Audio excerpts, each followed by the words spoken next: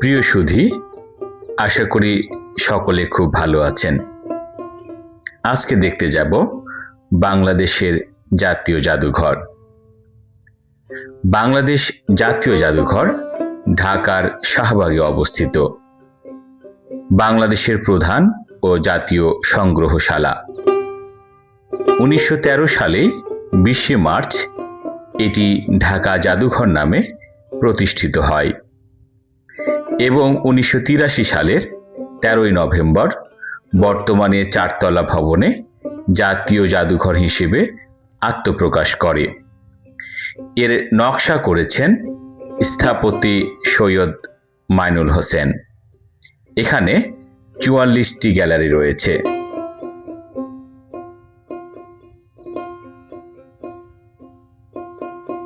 জাদুঘরের প্রথম বিল্ডিংয়ে একটি গ্রন্থাগার রয়েছে।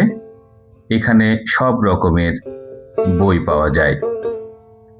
একটু সামনে একটা গ্যালারি রয়েছে যেখানে চিত্রকর্ম প্রদর্শনী করা হবে। এবার আমাদের গন্তব্য সেকেন্ড ফ্লোরে।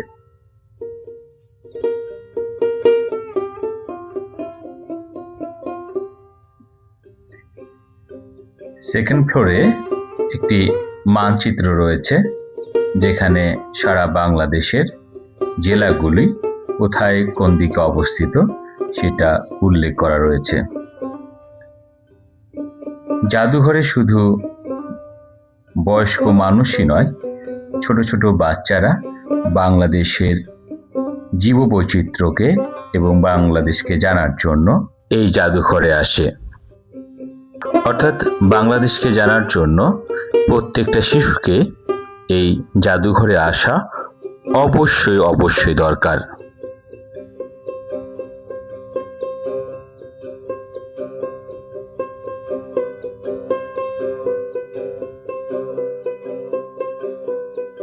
বাংলাদেশের শিল্পকর্ম তথা বাংলাদেশের প্রকৃতিকে জানার জন্য ব্যাপক পরিমাণে লোক সমাগম হয়েছে।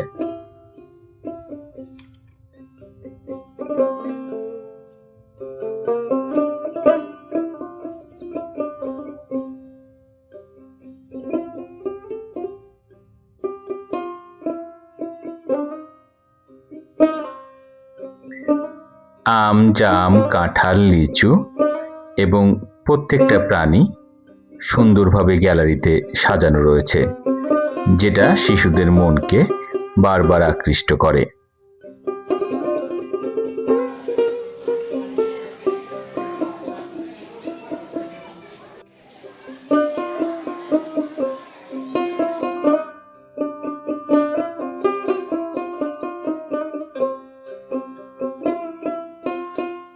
শুক্রবারের দিন মিলন মেলায় পরিণত হয় বাংলাদেশ জাতীয় জাদুঘর।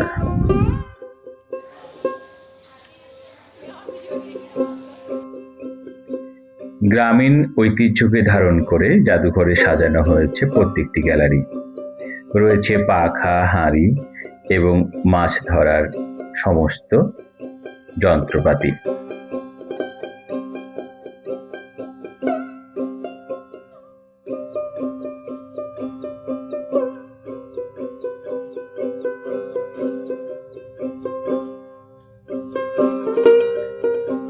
শুধু গ্রামীণ সমাজ নয়, গ্রামীণ মানুষের জীবন ধারণ, অর্থাৎ তখনকার যে মানুষের যানবাহন, নৌকার যে বাহারি রং, সবকিছুই তুলে ধরা হয়েছে এই জাদুঘরে।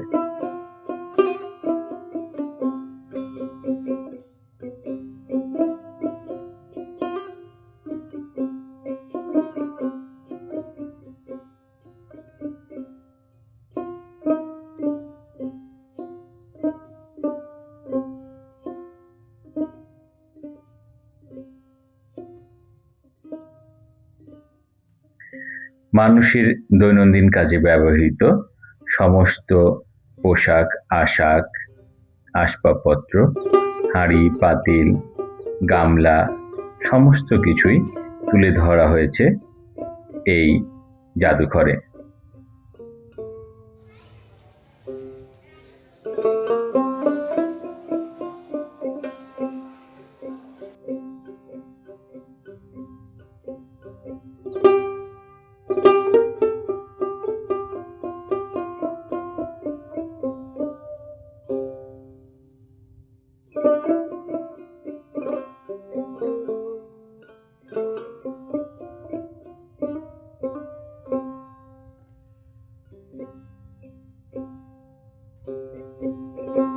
আপনাদের যদি ভিডিওটা ভালো লেগে থাকে আপনারা লাইক, কমেন্ট, শেয়ার করবেন এবং আপনাদের বাসায় যদি বৃদ্ধ মানুষ থাকে তাদের যত্ন নেবেন।